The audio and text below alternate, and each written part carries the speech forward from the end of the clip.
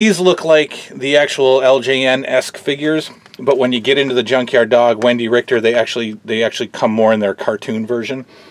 Wendy Richter on card, an eraser, ladies and gentlemen.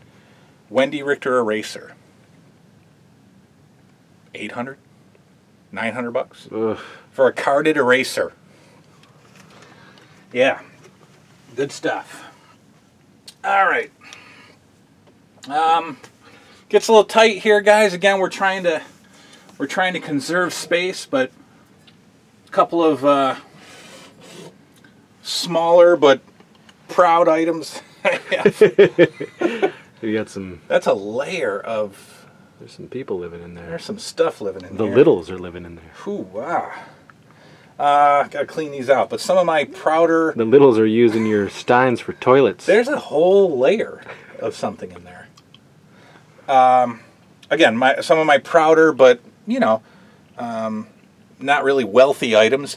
These massive, gigantic Hulk Hogan, Andre the Giant mugs, really heavy, solid glass beer mugs or lemonade mugs or pumpkin cider mugs, if you will.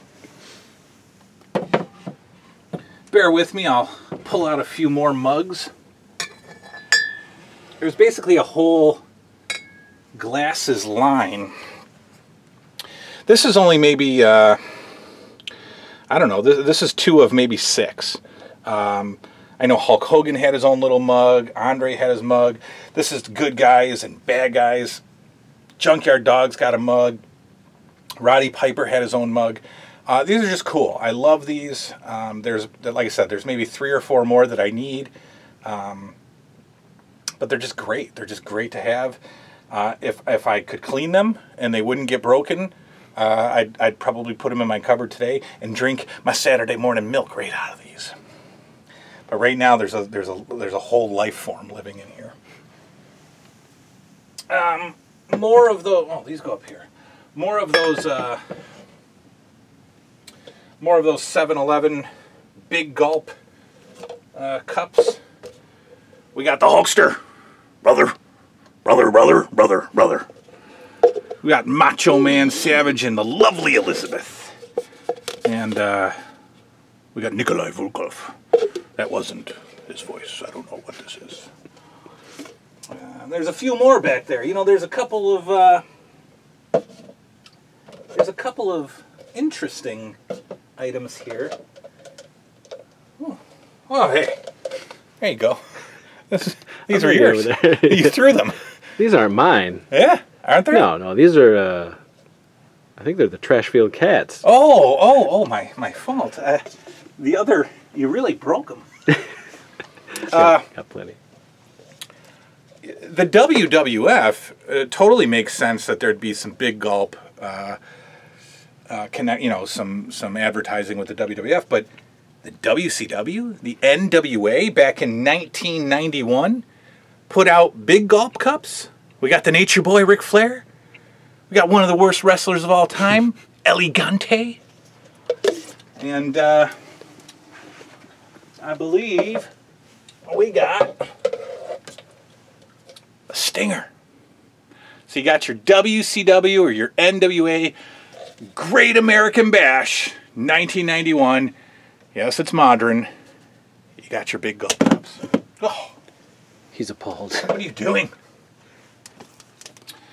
All right, so also on this shelf, again, the room size does not do this stuff justice. If it were up to me, these guys would have just an individual spot to showcase each figure. We got your AWA Remco line.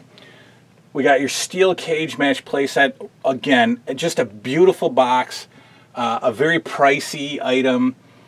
I just love that. I mean, here's the ring and cage that came in that box. Just a great ring. These were great figures. The AWA Remco is a great figure line. This is the original ring. I won't move it because these guys will fall down. But this is boxed and the ring is in there. I have 2. I've got this one and then I've got a loose one here. So there is a complete ring in this box. Tiny little ring. But just beautiful. And I almost want to, like, you know, I want to cut off this front thing and put it in a frame and hang it in my living room because it's just beautiful artwork. The figures, of course, they're all in there. We did the individual figure reviews. Maybe down the road later on, when I got some new followers, new fans, maybe we'll do this again. I don't know. Maybe we'll look through these again. We got some carded AWA figures back there.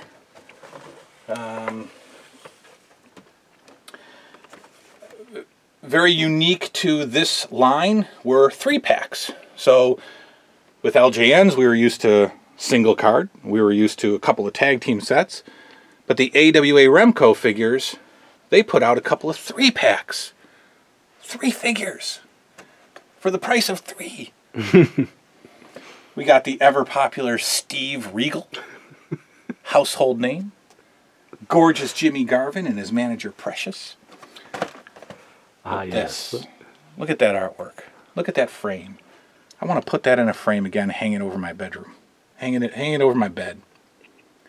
Look at those beautiful figures. Just amazing stuff. How many of you as a kid got this item and just sat there? Sat on your couch, sat on your toilet, and just stared at the backs of packages? I do that today, so I know that you did it back then.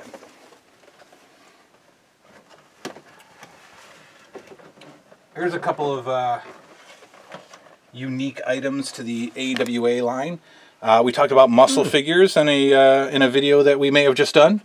This is, I guess, the AWA's version of muscle figures. These are mini mashers, not muscle, mini mashers.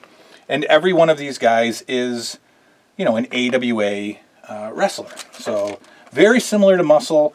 Same kind of box, same kind of packaging, same concept. Came with a comic. Just neat little cartoony mini mashers, muscle style AWA Remco figures. I like them a lot. Back in the AWA days, I forget if it was towards the end of the line or early in the line, they would release a special box set, gift pack. So they'd basically have the 2 figures, and then packaged with the 2 figures was a cassette tape.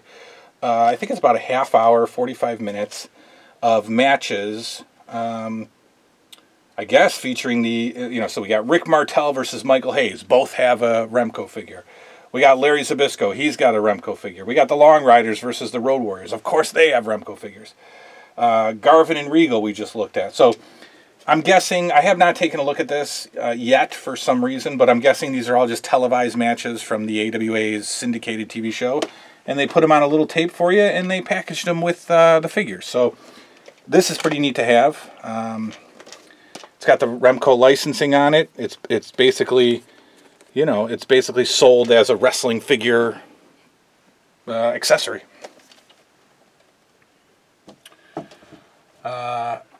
We saw your WWF LJN thumb wrestlers. Well, not to be outdone is your Remco AWA thumb wrestlers. And not as cool. Aside from collectability, these are garbage. I don't know what you would do with these. But here's your AWA thumb wrestlers. And I don't even know what they were called. I think they were thumbsters or something like that. You know, just kind of, you know, dreadful, but I love them. And I think I'm only missing one. Or maybe not. I don't know. I might have all of them. I'm not sure. Well, here we get into a little bit of modern times. A toy line that is not as near and dear to my heart as it is to some others. Why? Well, because these replaced my beloved LJN figures. When LJN lost a license in 1989, one short year later, these were on the shelves. And these, you know, compared to these, what? How am I supposed to adjust to this? I've been playing with these my whole life, and now I got to play with these? So I did not warmly welcome these Hasbro figures.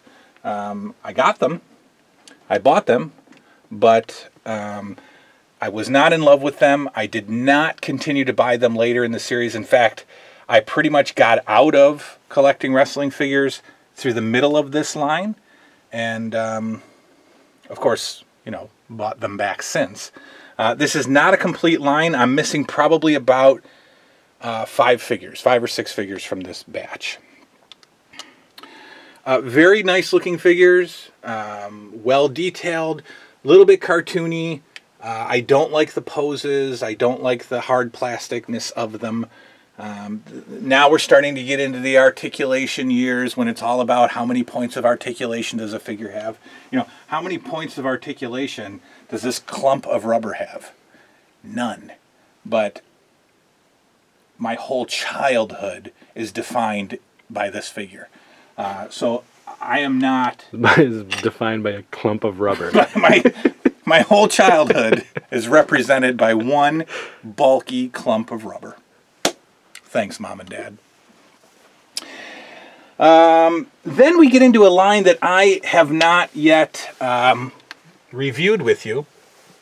And this is much later than what you're used to seeing on the channel. This is the most modern wrestling figures that I have. This is the ECW line of figures made by San Francisco toy makers. This is almost a complete run. I'm probably missing 1 or 2 figures and their paint variants. So this is pretty close to a complete run. When I do this review, I'll talk obviously more specifically about ECW itself and how that kind of was, you know, very revolutionary at the time. Hardcore wrestling was introduced to us, mainstream by ECW. And they came out with a toy line when nobody really expected them to come out with a toy line. This was not a company that had a lot of money. In fact, it's notorious for not having any money. And so the guy that you see now on Monday Night Raw, Paul Heyman, who manages Brock Lesnar, was the brainchild of ECW. And so we've got probably about 25, 30 figures to review when it comes time to review this line. Below that is my second favorite figure line. This is the WCW Galoobs. I love this toy line. What's the year? This is about, this is Hasbro, so I'd say this is about 90. 90 to 90. This came out in 2 years. They released 2 series, so maybe 90 to 92. They released Series 1 in the US. They released Series 2 in the UK. So we only got 1 series. And then these are, you know, this is one of the UK exclusives. So this whole section here is UK exclusive figures. But my second favorite, you know, figure line, wrestling figure line. I just love them. They don't move. They're hard plastic. They're kind of like mini LJNs. So with that Galoob line came, for some reason, these toy companies wanted to make these gigantic, oversized figures. So here are some Galoob oversized figures. We've got Lex Luger in the package. We've got Lex Luger loose. I don't know how that happened, that I have 2 Lex Lugers. But no collection would be complete without the Nature Boy. Woo! Ric Flair. You don't want to get chopped by this hand. You don't want to get fisted by this one. I don't know what kids did with these. I don't know what kids did with these even more than I don't know what kids did with these. Because these are light and rubbery. These could kill you. These are heavy. They're bulky. I don't know what kids did with these. They're bulky bao takamus. Now, you guys are going to say, "What? Wait, those are LJNs." They're not. In 1994, San Francisco toy makers started putting out these WCW figures. When I first saw them in a toy show or toy store, I was like 18, 19 years old. And I bought every single one of them because they're little mini LJNs. I could not believe that in 1994 these came out. These were just like LJNs. They're smaller. These are about, so LJNs are 8 inches. These are about 6. So they do pale in comparison, but the closest thing I've ever seen to an LJN were these WCW figures released by San Francisco toy makers in 1994. So I've got a little budding collection of those. These are not difficult to come by. You can find them in all of the $5 dump bins at toy shows. And every toy show that I go through those bins looking for some of these figures. They're really easy to come by, and I should, you know, I'm just not focusing on the line, but when I go to toy shows and I see them, I pick them up. Galoob has their version of bendies. These do not look human at all. Help me. Help me, please. But they had them. They got their bendies in there. You saw some of the loose Galoobs. We got some carded ones. Again, very simple carding. Very basic carding. You didn't even get figure drawings. You just got people. You didn't even know what the figures looked like. Really basic carding. Came out around the same time as the Hasbro. Same size. You know, but you could never, in my world, you could never cross-pollinate. You couldn't play this guy with that guy. It didn't work. So that's the wrestling world that you guys have seen. So we're moving on. We're going to continue with the toy room tour. This is Lunchbox Land. You know, just a subgenre of my collection. I love lunchboxes. I think they represent childhood so much. I've talked about them in other videos. Lunchboxers were your opportunity to bring... He's running away. Going home. I'm out Don't of here. go. I need him. I don't want him to sucker. go. I'm out of here, sucker. Lunchboxes were your opportunity to bring your interests to school. Generate conversation with your friend. And this goes... Generate some conversation with your friends. Hey, what are you into? Oh, you got that wrestling lunchbox? You like that wrestling? You like that Hulk Hogan? I'll trade you a peanut butter sandwich. You know how many friends I made talking about lunchboxes? One. So with the lunchboxes, we got these little trinkets, little PVC figures, if you will. Got some E.T. thrown in there, some Care Bears, some Smurfs.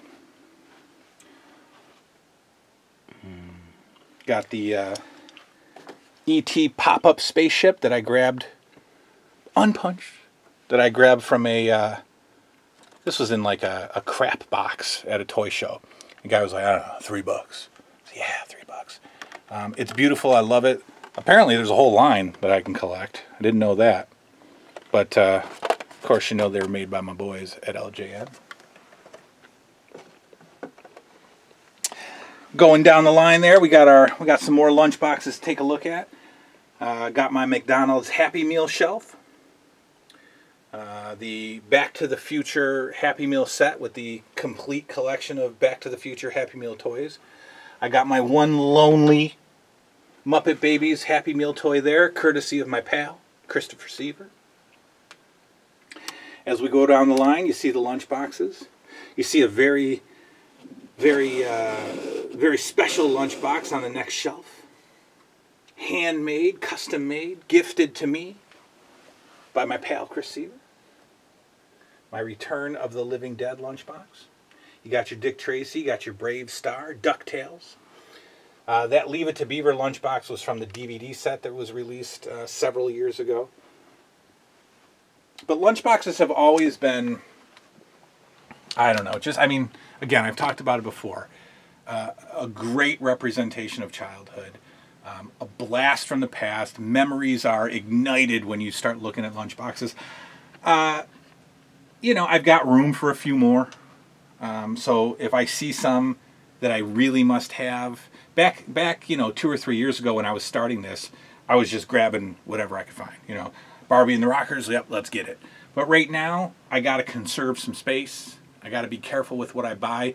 When we go to the board game section, we'll talk about that a little bit more. But I got to be careful here. I cannot just buy lunchboxes just to buy them because I'm running out of space. I'm satisfied with what I have. Got some good representations of childhood in there. That might be it for the Lunchbox collection. I don't know. I might not grab any more. I got the plushie shelf, if you will. You guys know from previous videos how much of a fan of the Cabbage Patch Kids that I am. Again, major representation of this decade, of our decade. One of the hottest toys of the mid-80s. Again, I've said it many times, this is a toy that created one of the first crazes. This was one of the first toy crazes of all time. These dolls were a must-have at Christmas time 1983. And again, if you can go back and watch some YouTube videos, you will see actual news footage of riots in toy stores as parents would fight each other to get these dolls. So I got some, you know, Cabbage Patch PVCs, got a little, I don't know what this was. I don't remember where I bought it. Nothing screams boy collection like a Michelle Tanner doll. That's one of my favorite. I mean, again, saw it at a toy show, knew as soon as I walked in that I was going to buy it, walked around the rest of the toy show for a couple hours, came back, it was still there. I got that for $25, and it just belongs here, and I love it. Cuties were girls' muscles, so these are muscles for girls. These are cutie figures. Mattel made the boy counterpart, Muscle, M-U-S-C-L-E. Well, these are cuties. Coolest ultra tiny individuals on earth. And these are not wrestling figures. These are they like cheerleaders? This is like, yeah. Girls. They're doing stuff, like they're working. Right. Like this one, this is the Dr. Cutie. Even the toy girls are working. There's a couple of... Get to work, women. This one's making a sandwich. For her man. Yeah. This one is greeting me at the door with a Guinness. Pot roast. Because that's what you women do. Just some fun, you know, just some fun plush stuff. We got the Care Bears. Got the Care Bears in the back. They are boxed. They are complete on card, if you will. We got the baby Hugs Bear. We got Rainbow Bright. And I believe this is Sprite, I think. Yeah, man. Furskins. Whoa. That's it. There goes $900. Furskins, I'm not sure if these were store release or if these were fast food release. I think there was some fast food releases that might have been smaller. I think these might have been retail release, but there's a giant Furskin that I might or not have. I don't know. So bigger Furskins, and they had these smaller posable Furskins, and they had like Happy Meal Furskins. I don't know what a Furskin is. We got your Cabbage Patch Doll Bank. We got your Huey, you know, we got your DuckTales. What's that big ugly thing in the back? Well, that's a Kusa. Cabbage Patch Kids sprung a line of weird, mutated animals. Yep. Animals / children / mutants. Kusas. Sister Adam. Kusas are beautiful. Gizmo with the Rambo headband from Gremlins 2. Come on down. We got My Buddy. We got the blonde-haired, blue-eyed version of My Buddy. We've got your Teddy Ruxpin. This is very special. There goes a